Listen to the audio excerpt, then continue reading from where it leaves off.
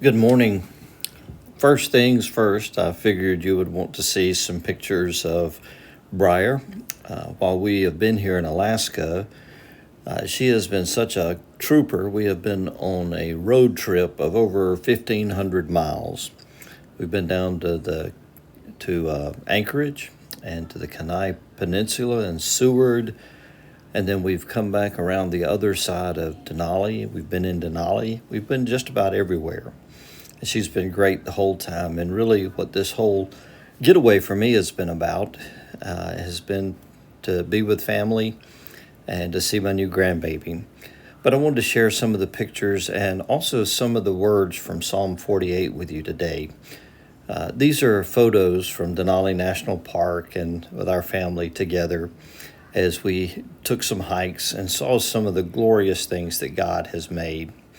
When we look at Psalm 48, which is the psalm we're looking at in disciplines today, it begins, "Great is the Lord and greatly to be praised." When we see all of the wonders that he has made, I just looked so many times and thought, God is just saying, look at what I can do. And it has been an amazing trip. You see Taylor and Brian there, and Abby and Meg and myself as we're hiking. And then just driving down the road, these mountains just jut up out of nowhere.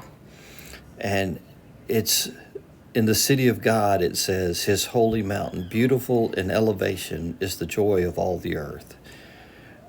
All that God has created is his joy, to give us joy so that we might see him for who he is. As we traveled, this is in Seward, Alaska, and at the waterfront there, and the water was just so beautiful. The wind was so high. I tried to record a video, but it was just so much background noise, you would not have been able to hear it. And then on the trip back, we saw these beautiful vistas and the sunset over the mountains. And we were actually able to see something called a bore wave, B-O-R-E. You might want to look that up, a bore tide, actually, as it came up this peninsula. You saw a bit there. And we saw the marvelous glaciers all throughout the parks and the beautiful water. Psalm 48 says, "As we have heard, so we have seen in the city of the Lord of hosts, in the city of God, which God establishes forever. We ponder your steadfast love, O God, in the midst of your temple." We truly live in Skidaway in the midst of God's temple. And when we get to go other places and see how God has done such marvelous things, we can hear those words, "Let the Mount Zion be glad. Let towns of Judah rejoice because of your judgments. Walk about Zion, go all around it, count its towers, consider well its ramparts. Go through the citadels that you may tell the next generation that this is God, our God forever and ever, and he will be our God." As we traveled through here, and even in this abandoned gold mine, we could see the grandeur of God. And I just think about times like this and things that we see that God has done, and the beautiful sunsets on Skidaway and all that he has done in nature, that we have this marvelous opportunity to tell our children and our children's children of the grandeur and the magnificence of God and what he has created.